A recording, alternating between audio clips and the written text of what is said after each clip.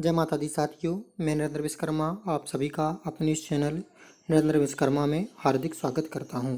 आज मैं आपको पर्यावरण शिक्षा शास्त्र से संबंधित कुछ वेरी मोस्ट ऑब्जेक्ट हल करवाऊंगा। यदि आपको यह ऑब्जेक्ट अच्छे लगते हैं तब आप मेरे इस चैनल नरेंद्र विश्वकर्मा को सब्सक्राइब कर दें और इस वीडियो को लाइक कर दें। मैंने जो ये ऑब्जेक्ट करवा रहा हूँ इससे पहले जो इसकी जो परिभाषाएं हैं इससे संबंधित इस चैप्टर से संबंधित मैं आपकी पूरी परिभाषाएं समझा चुका हूँ एक के बाद एक, तो उन्हें आप जाकर देख लें किसी में भी परेशानी आती है तो देखें। पहला ऑब्जेक्ट है पर्यावरण अध्ययन के अंतर्गत निम्नलिखित में से किस विषय का अध्ययन किया जाता है। तो मैंने आपको बताया था कि पर्यावरण अध्ययन के अंतर्गत भूगोल को भी अध्ययन किया जाता है, स्वास्थ्य एवं पोषण का भी और जीव विज्ञान का भी। तो किस में लगा देंगे, ये सभी। अगला को ऑब्जेक्ट देखते हैं।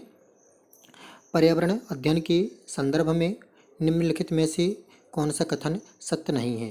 तो आपको सत्य नहीं के लिए आया है तो सबसे पहले आप क्या करें, उन ऑब्जेक्ट जो भी आपके पेपर में हो उन्हें सावधानीपूर्वक पढ़ें, फिर उनमें से ये निकालें कि इनमें से कौन ऑब्जेक्ट का आंसर नहीं हो सकते हैं।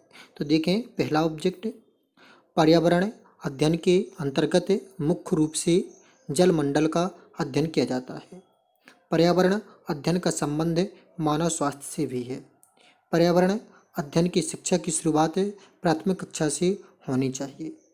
पर्यावरण अध्ययन की शिक्षा वर्तमान परिस्थितियों को देखते हुए अनिवार्य होनी चाहिए। तो आपने देखा इसके जो नीचे के तीन ऑब्जेक्ट हैं सत्य है।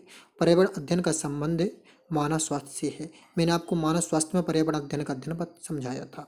फिर इसके बाद पर्यावरण अध्ययन की शिक्षा की शुरुआत प्राथमिक कक्षा से होनी चाहिए। आपको ये पता है कि वर्तमान में पर्यावरण अध्ययन प्राथमिक कक्षाओं में पढ़ाई जाती है और पर्यावरण अध्ययन की शिक्षा वर्तमान परिस्थितियों को देखते हुए अनिवार्य होनी चाहिए। तो ये तीनों सही है। तो इसका सही नहीं कौन होगा, पर्यावरण अध्ययन के अंतर्गत मुख्य रूप से जलमंडल का अध्ययन किया जाता है। अगला ऑब्जेक्ट देखते हैं। पर्यावरण अध्ययन के शिक्षण के संदर्भ में निम्नलिखित में से क्या महत्वपूर्ण है। तो देखें, विषय वस्तु का चयन सामाजिक परिप्रेक्ष्य में होना चाहिए। भिन्न भिन्न विषयों के एकीकरण होना चाहिए। पाठ्यक्रम द्वारा छात्रों के सामाजिक, भावात्मक तथा आध्यात्मिक पक्षों के विकास पर बल दिया जाना चाहिए। तो इसका आंसर जो आपका होगा उपरोक्त सही है सभी। मैं आपको बता दूं, यदि पेपर में उपरोक्त सभी आता है तो वह 90% चांसेस होते हैं उसका आंसर जो होगा वह उपरोक्त सभी होगा। और यदि दोनों आता है कि इनमें से दोनों, तो दोनों के आंसर जो होते हैं 95% क्लियर होते हैं कि इनमें से दोनों जब लिखा होगा तो वह आंसर सही होगा। आप चाहें तो टिक लगा लें। यदि दोनों के संबंधित क्वेश्चन में आप 10 क्वेश्चन में टिक लगाएंगे तो इनमें से आपके 9 क्वेश्चन सही निकलेंगे और उपरोक्त सभी में 7 या 8 क्वेश्चन सही निकलेंगे। तो यदि आपको पता नहीं है और आपको कुछ डाउट हो रहा है तो वो उपरोक्त सभी का प्रयोग करें। वैसे तो इसका करेक्ट आंसर उपयुक्त सभी है। अगला देखें, पर्यावरण अध्ययन का बालक के भविष्य में क्या संबंध है। तो देखें, बालक भविष्य में एक व्यक्ति के रूप में अपने पर्यावरण में ही जीवन यापन करेगा।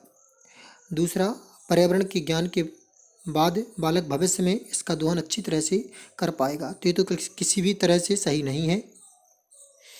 बालक भविष्य में इसी क्षेत्र में रोजगार प्राप्त करेगा, ये भी सही नहीं है। बालक के भविष्य से पर्यावरण का कोई संबंध नहीं है, तो ये भी सही नहीं है। तो अब सही संबंध कौन सा होगा, पहला इसका सही आंसर होगा। देखें, किस आयु वर्ग का बालक पर्यावरण में होने वाली घटनाओं में जिज्ञासा तो अधिक रखता है लेकिन उसकी अवधारणाओं को समझने में असमर्थ होता है। तो यह है 5 से 7 वर्ष की आयु में। जिज्ञासा तो सर्वाधिक रखता है लेकिन वो उसको समझने में असमर्थ होता है। तो 5 से 7 वर्ष। इसके बाद अगला क्वेश्चन देखते हैं, छठवां। तीसरी कक्षा के बच्चों को पर्यावरण की स्वच्छता से संबंधित शिक्षा प्रदान करने का सबसे अच्छा तरीका क्या हो सकता है। तो तीसरी कक्षा के बच्चों को अगर हम शिक्षा प्रदान कर रहे हैं या तीसरी, दूसरी, पाँचवीं, चौथी, तो इसका सबसे अच्छा संबंध होता है बच्चों के शरीर एवं उसके परिवेश को स्वच्छ रखते हुए उनमें स्वच्छता संबंधी आदतों का विकास करने संबंधी विभिन्न गतिविधियों में संलिप्त करना।